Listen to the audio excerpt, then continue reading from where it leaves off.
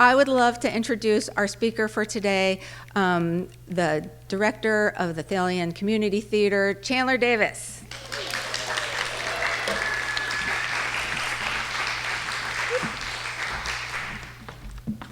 Oh, perfect, thank you. Thanks, Carrie. Thanks for having me today.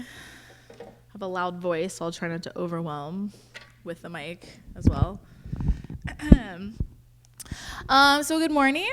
As Carrie just said, I'm Chandler Davis. I'm the artistic director for Thalian Association Community Theater, and I'm so excited to talk to you all this morning. When I heard that this month's theme was revival, I panicked for a minute.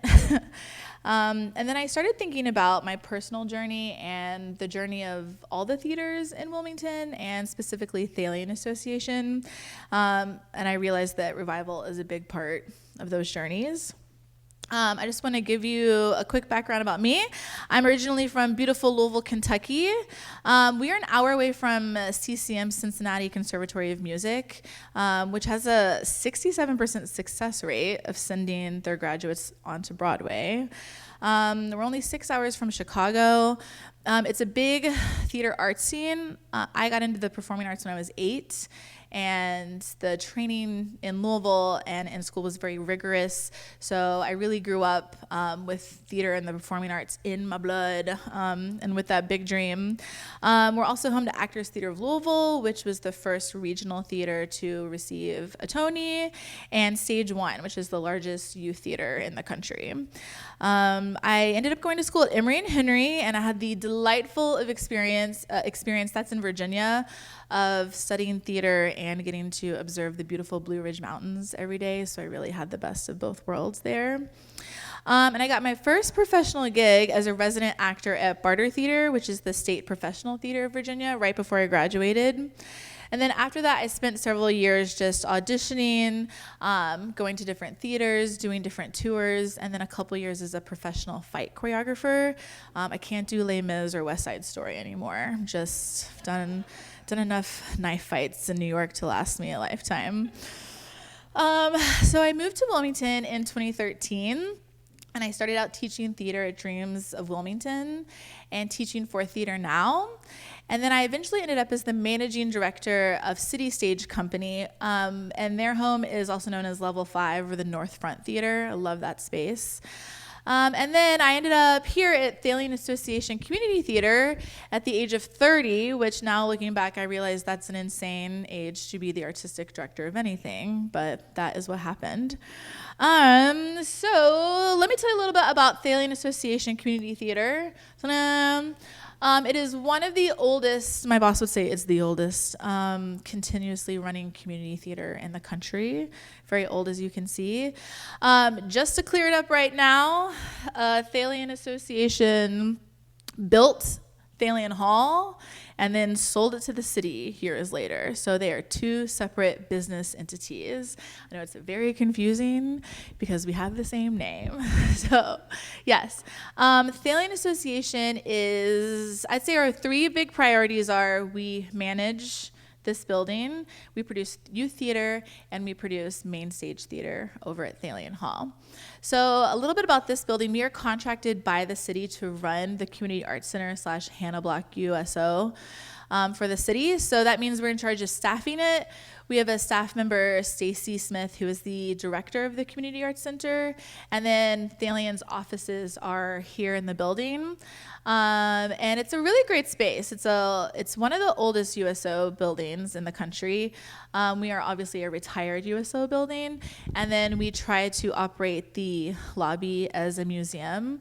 Wilbur Jones does a great job running that for us and switching out exhibits and things like that. For rental space, it's free for nonprofits, which we love. And it really is a multi-use space. I'd say the hardest thing is trying to fit our rehearsals in and making sure we don't step on the toes of our renters, because we want to make sure the building is for the community. So I'm always happy to get bumped for a birthday party. It is what it is, and that's totally fine. But like I said, we run this building, our offices are here, and we are renters when we are over at Thalian Hall. And then also part of our city contract involves providing a summer camp for community members. So in the summer, this building is full of campers for 6 weeks, and it's a great time. If you know anyone who's looking for summer camp, ours is pretty fun, gotta say. Yeah, woohoo! Yeah, but moving on to the next thing we do, youth theater. Woo! So our youth theaters perform here. We will typically do 5 youth theater productions. This year, I decided I wasn't busy enough, so we're doing 6. But we do 5 youth theater productions. They are free to participate in. Something that we are on our 4th year of doing, we have a rookie show. Something I found was we had a lot of youth performers who were continuously auditioning and not getting in due to the fantastic skill level of the youth performers in our city. So now we have a rookie show that is for performers who've never performed with us before, and that is also free to the community. So that's been a lot of fun to do. We also have after-school theater classes. And one of my favorite things is that we do school performances during the day, and we have sensory-friendly performances. So that's been a lot of fun and really great. Moving on. The Big Boy, our main stage theater. So these are the shows that we produce at Thalian Hall. We do 5 main stage shows a year, and our cast sizes range typically from 12 to 40 cast members. We have done 50. That's always a journey. Our technical crews range from 5 to 10 people backstage, and we get to work with a lot of local musicians, usually range between 5 to 14 musicians. And our budgets per show range from around $50,000 to $80,000 per production, which I don't know if a lot of people realize, but that is a lot for us. So that's just a little background about me and Thalian Association Community Theater.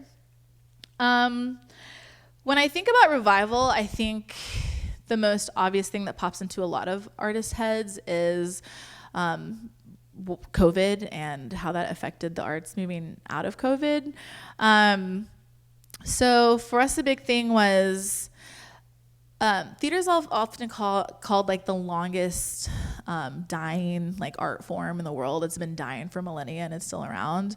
And during COVID, we were kind of like, oh, is this actually it? So coming out of COVID, the first thing is we're losing our audiences because they're being safe. They're not going out. Donor fatigue is a real thing. There were lots of really important things to donate to. Our executive director, Susan Havis, was and continues to be really great about finding grants, finding that money, and also looking for ways to support our community as well.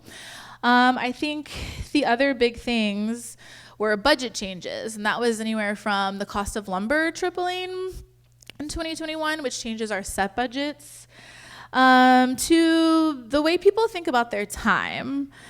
So we're really lucky in Wilmington. I feel like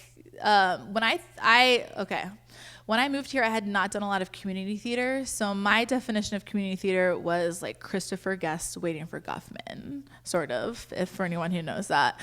I do feel like out of all the places I've lived, the Wilmington community theater is on a really elevated level, and I'm so happy to be a part of that. An upside to that is where sometimes in community theater, you've got your uncle like hopping on Spotlight or figuring out mics for you, which is also wonderful. We've got like full-time sound technicians in there for us, and these amazing theater technicians who are part of IATSE who are coming in and working for us, and our musicians are from the Wilmington Symphony. And so my experience with community theater, especially in the early 2000s through 2010s, was we're gonna work really hard, labor really hard for 4 to 6 weeks, and we're gonna make $50, and we're doing it for the love, and I think that's awesome. But I also think after COVID, a lot of people realized, wow, my time is really valuable, my skills are really valuable. This isn't something I just do for fun. This is also my career.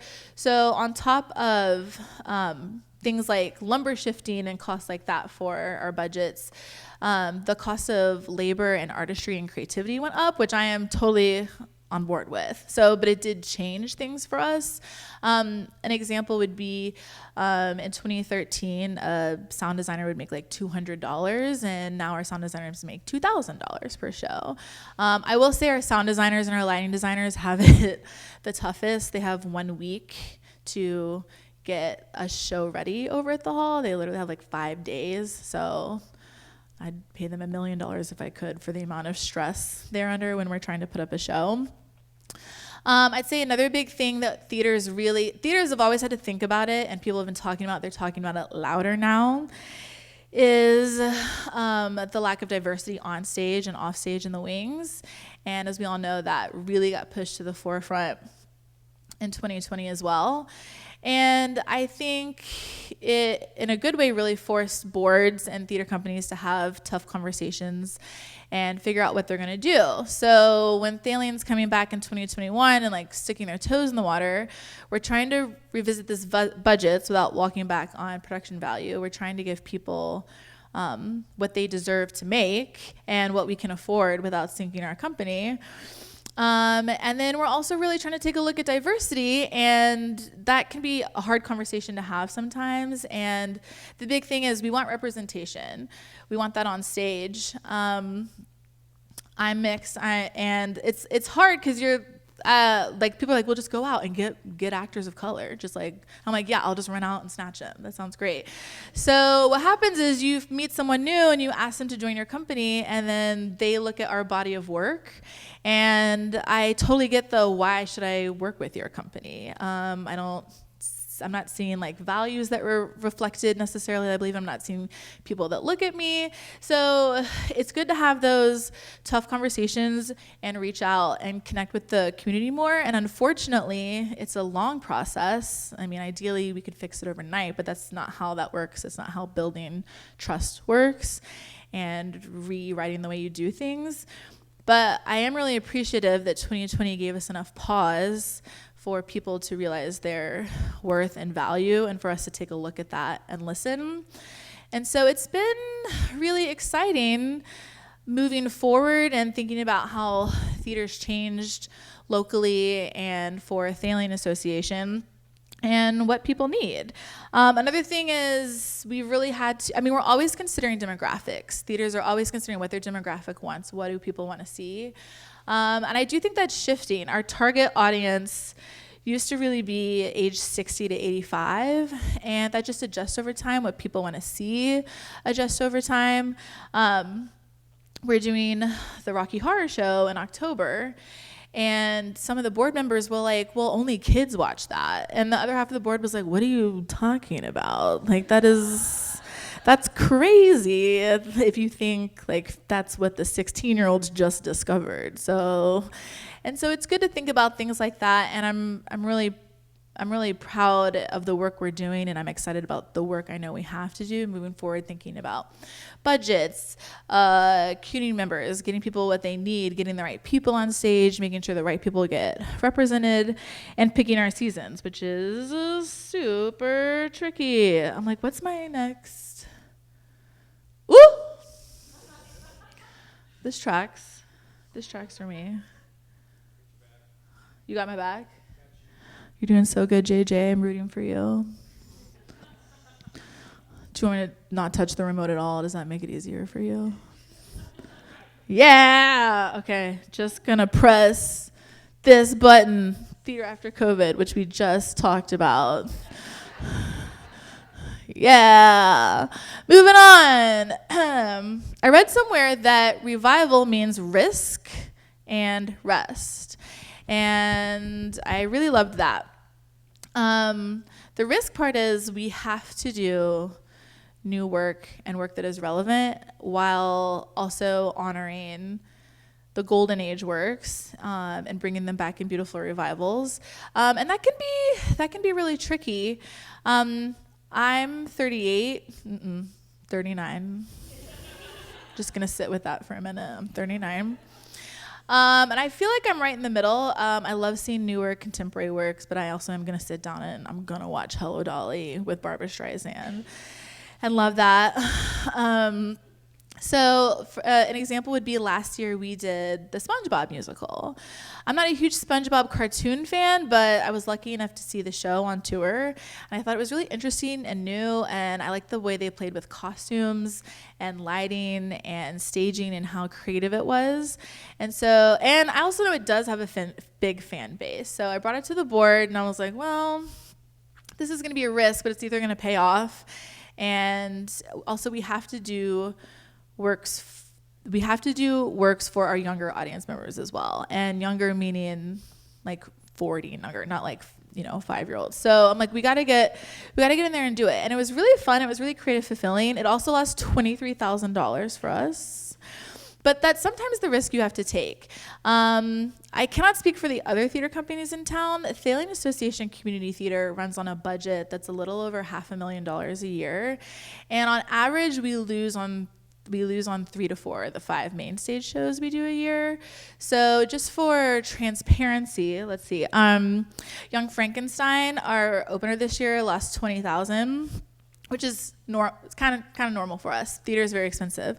White Christmas made $21,000. People love the Christmas shows.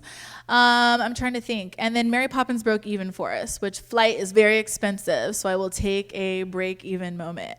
But I do believe those risks are important and worth it, and due to the fantastic work from our executive director, Susan Davis. She is aware of those losses and building those into her budgets when she starts those up, because we are trying to do stuff for everyone. And it's an interesting cycle. I'm sure a lot of you understand where I'm coming from.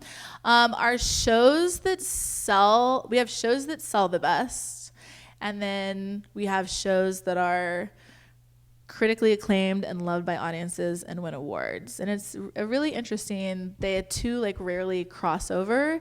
So I think it's important to do both and get those out there. For rest.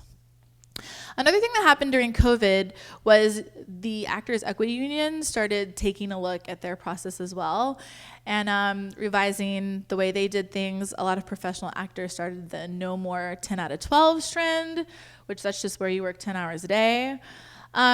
Community theater is a little different because we are not run by a union.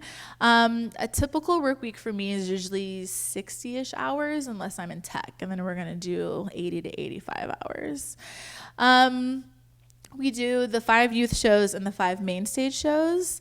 And then we also have 2 major fundraisers. The first is called Orange Street Arts Fest. It's one of my favorite because we get to collaborate with lots of local artists and makers. And that is on Memorial Day weekend. And 2nd Street and Orange Street are closed. And there's all these fabulous vendors. And again, I love the collaboration with the community.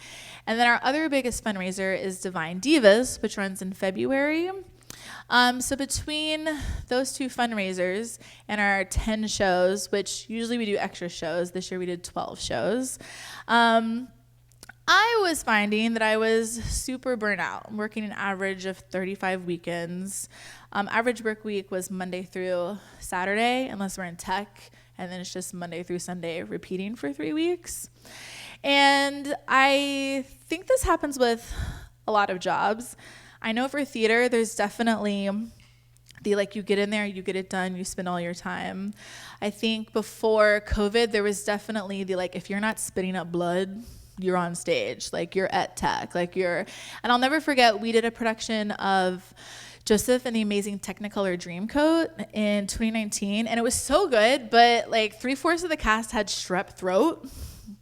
And they're just on stage. We're just on stage singing, masking up backstage. One of our community members, Carson Holmes, who wasn't in the show originally, went on for a different brother each night, depending on how sick we are. And so I think a big thing that happened was we learned to stop and rest our bodies and our minds. Everyone else did. I did not. Until 2023. I was really happy at Thalian, and typically in the performing arts types of careers, you're hitting artistic director 40 years old at the earliest. So I couldn't believe I was lucky enough to have a full-time paying job in the arts. But basically I just burnt myself out. And the worst thing that I think can happen is I was just producing just producing shows, just producing art on a hamster wheel, and that's not like a good feeling to be doing creative work, but you're not being creative while you're doing it. And at the same time, my mother got diagnosed with vascular dementia, which moves pretty quickly. And I'm an only child, and she had moved down here to be closer to me.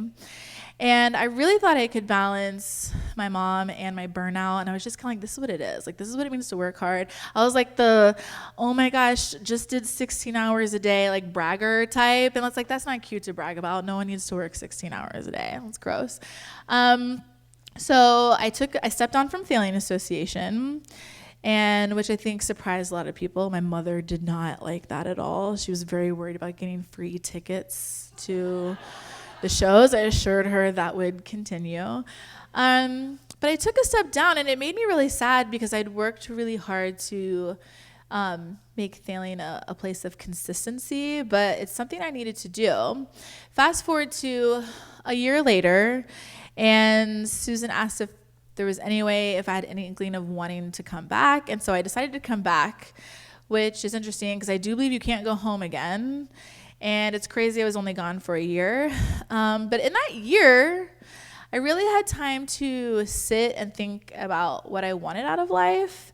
And it was a really big revival for me. I like to think that I operate a lot differently now, even if that's something people can't totally see right away. But rest is important. Sometimes you just got to say no, or sometimes you just got to be like, people will be like, you're the only person who can do this. And I'm like, well, that's not going to happen today. And it's really hard to set those boundaries, but it's something you got to do. The other thing that I kind of struggled with was, I'm constantly thinking about, am I coming from a place of ego? And I get kind of self-conscious about it, and I don't want to I'm very scared of looking bossy or uncaring.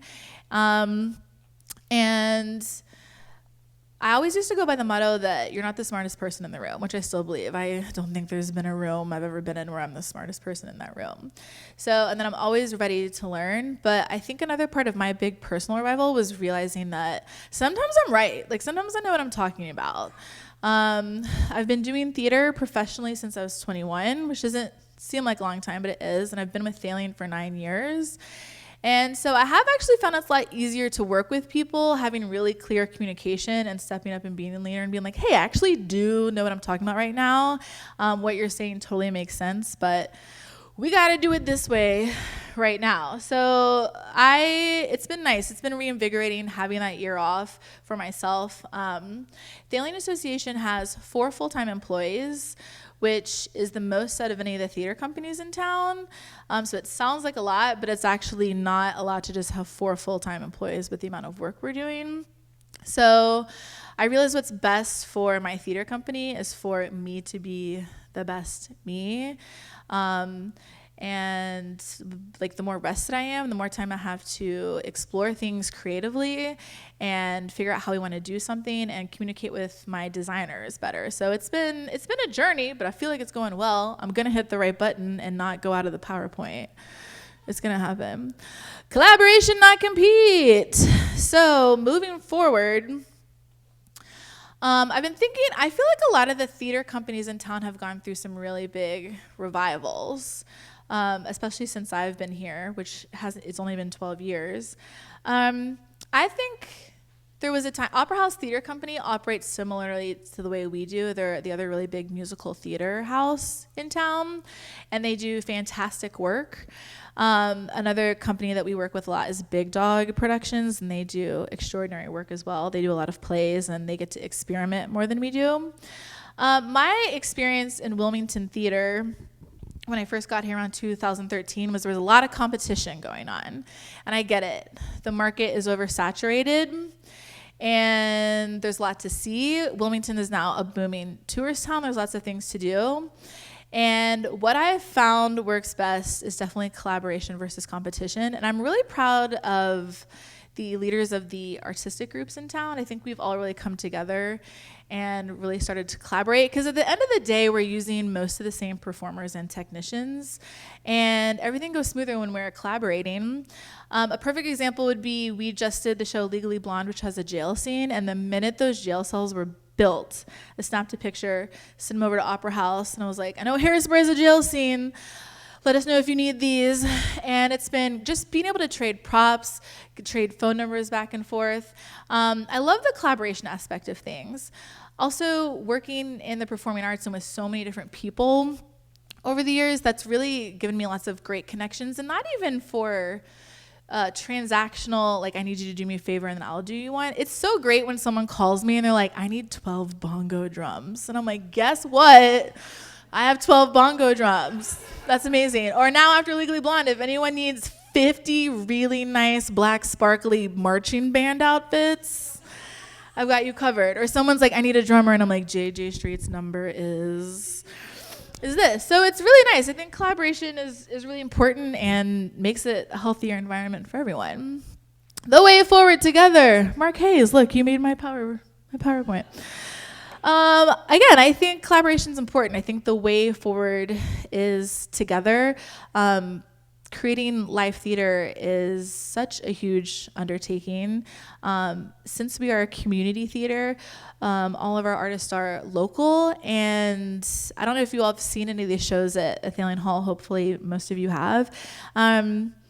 It's people sewing sequins on costumes at 2 a.m. in their kitchen and coming in after work, but they stopped and got coffee for everyone. It's finding people who didn't work in theater before, who like carpentry, who are gonna come in and help us and help people grow. That's one of my favorite things with this set building is I've got a bunch of people interested in like power tools and how things get built, and you're just building all these skills that it's just exciting for other people to see them grow and work and learn. So I definitely think the way forward and the biggest revival that the Wilmington theater community can have is working together and supporting each other, and also remembering that I'm going to get in trouble with some people, but at the end of the day, it's just not that serious. It's community theater. So we got to take care of ourselves, and we just got to take it one day at a time and create these amazing artistic opportunities for people. But it's been a blast. It's been a great journey, and I just want to thank you all for being here today and listening to me talk about myself and my journey with arts in Wilmington and everything Thalian Association Community Theater does. So thank you so much.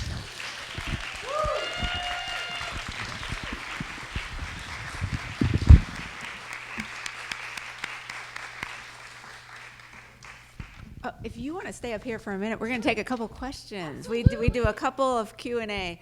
Ronan, the mic is right over here. Yes. Oh, are you going to do it, Stephen? Either way. Either way.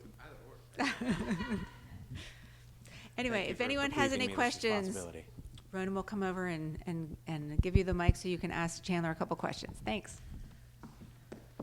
Happy to answer anything.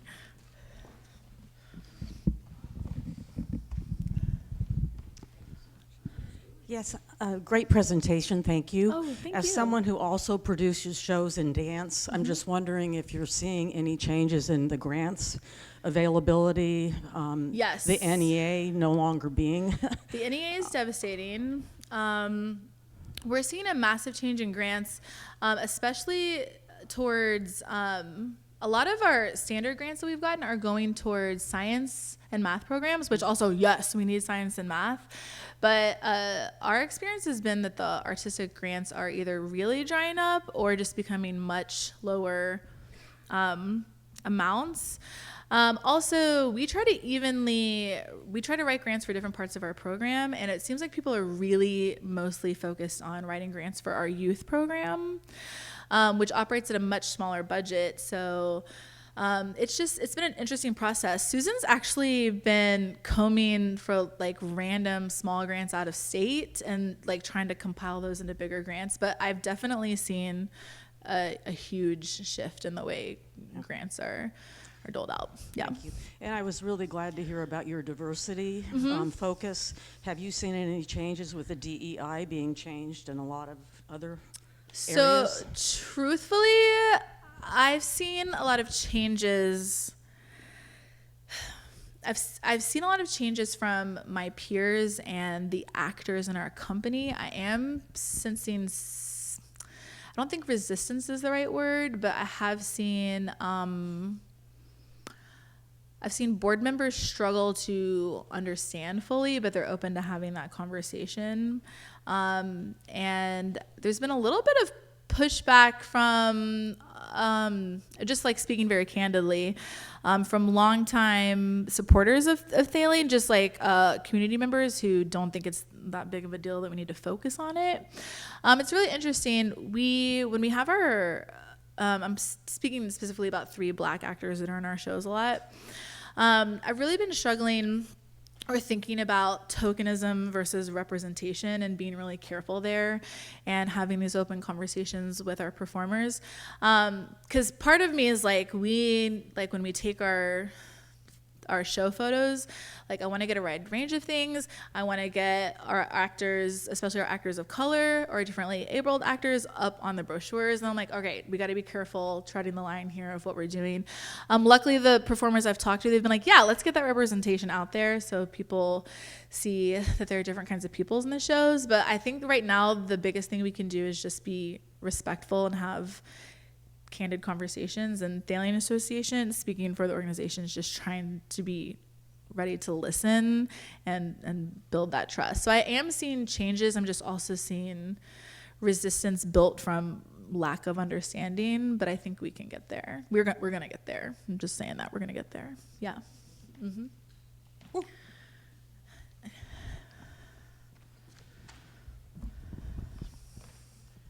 Hi.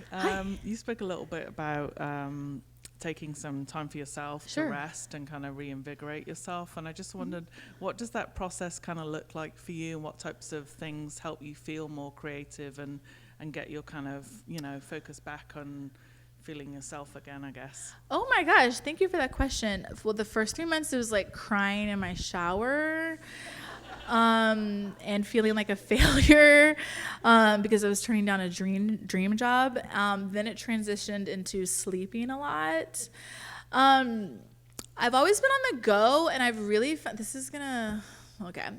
I've always been on the go, and I found a lot of joy in taking care of my space. So working on the house, like if a board needs to be replaced, I get really excited. I've gotten really into yard work. Like I'm just staring outside like those vines. So I've gotten really into yard work. I used to be a really big reader, and I did not have time for that. So I've gotten back into reading. My wonderful wife started reading, and I was like, I need to get back into that.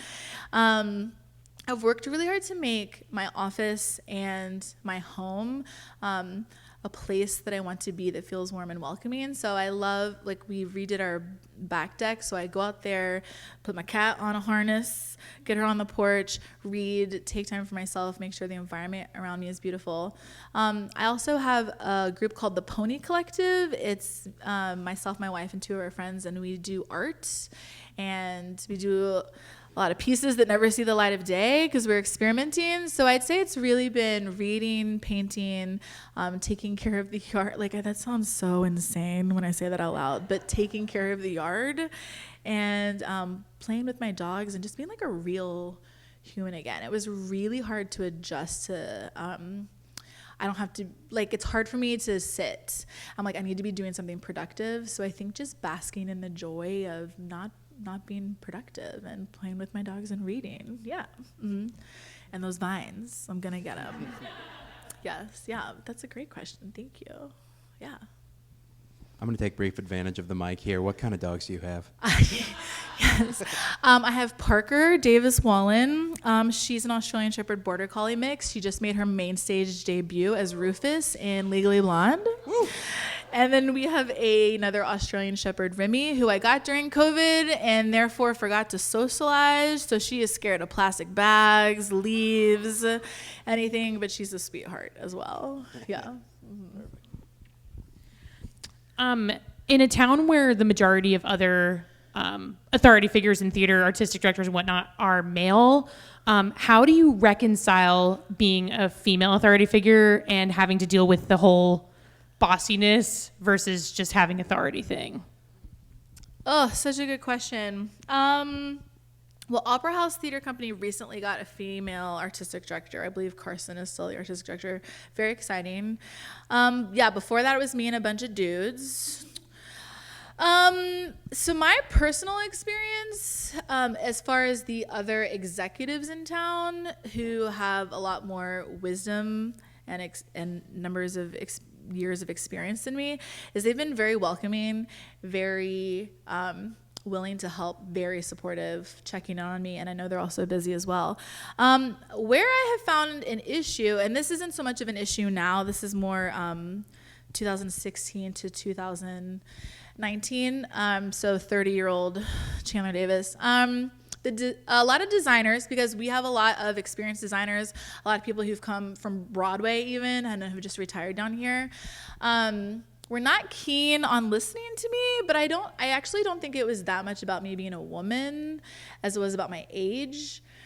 And then I think that where that comes into play with the whole, you're not the smartest person in the room, but like maybe sometimes you are. Like maybe you know what you're doing. So for me, I felt like it was really up to me to respectfully insist that I did know what I was talking about. I think it's been a lot better now. I've also, bossy is a really interesting thing because I always want to be respectful and welcoming. And I have had to, my personal journey has included being like, okay, they're just going to think I'm bossy. Like they're just going to think I'm bossy right now. And also I am the boss. So I will now boss people around in a polite way. So I'd say I had more pushback from, I'd say, designers or local directors in town versus the executives themselves. But I don't know a lot. Wilmington's actually pretty great. Outside of Wilmington, I mean, it's still a very male-dominated field, especially in the stage management field. So being a woman also kind of feels like a superpower. Like I feel special. So yeah, it's definitely gotten better, and I've just had to learn. Sometimes people just aren't okay with you being young and a girl, and that's okay. That's their problem. I'm not my problem. I'm still gonna do what I gotta do. So yeah. Oh, I have one quick one, if that's okay. It's a three-parter. First, when do you release your season lineup and schedule, typically? So we release in the fall. So I know it's so early for the next season. So this past fall, we released our season for 25-26. So in September, I will start thinking of 26-27. A lot of that is restrictions on things, like if a tour comes through. We need to know if we're going to be able to do the show or not, and budgeting purposes, things like that. It takes me about 6 months to work out an accurate budget that I'm going to blow anyway. So, yeah. And when do we as a community find out about that? Yeah, so it's up on our website right now, Thalian.org, or there are black and white monochromatic brochures at the front desk that we just had printed. Please take all of them, please, please. And they have our entire youth season and our entire main stage season on them. Yeah. Awesome, thank you. Yeah, no, thank you. Thank you all so much. I really appreciate. I've got one quick question. I'm just curious, do you partner with local schools to get kids involved? We do. We partner with local schools. We actually had Snipes coming to us regularly, and we figured out a busing situation. Unfortunately, they cut their theater program, which is weird because they're the arts magnet. But we partner for schools, for sure, for getting kids into our theater program that runs after school, and sometimes that looks like doing workshops at the schools like DC Virgo or at Glow, so the kids can see what it is, because sometimes they don't even know. And then we partner for the schools for the school shows. I know field trips are getting cut down a lot, so that's been a little harder to get schools in, but we've been partnering with a lot of homeschool groups too. But we love partnering with schools. Yeah. One last question in the back. Yes. I've been attending productions at Thalian for years, and I've seen a lot of really great things. But I was just curious if you have a dream production that you would like to see. If there was any play that is a standout for you that you're like, oh, if we could only do this, if it's hasn't happened because of budget or whatever, what would you love to see come to Wilmington? Oh my gosh, done by the local theater companies? Yes. Oh no, I'm like, don't think of an old show, Chandler. Oh gosh, sorry. Sometimes I get scared of shows because I'm like, we can't produce that. That's scary. Sorry, I'm racking my brain. Okay, this is me being selfish. I personally really want to see Titanic the musical here. Yes. There are several principals. There's like 20 principals, so lots of roles for people. And I think people think it can't be done in Wilmington, which makes me want to do it in Wilmington. It's a pretty common answer. I don't know how we would do it technically. Opera House, you take it away, Opera House. But I would love to see someone do Death Becomes Her when the rights become available down here. Yeah. All right. Woo! Thank you. Thanks so much. Clap gently so I don't make a lot of noise.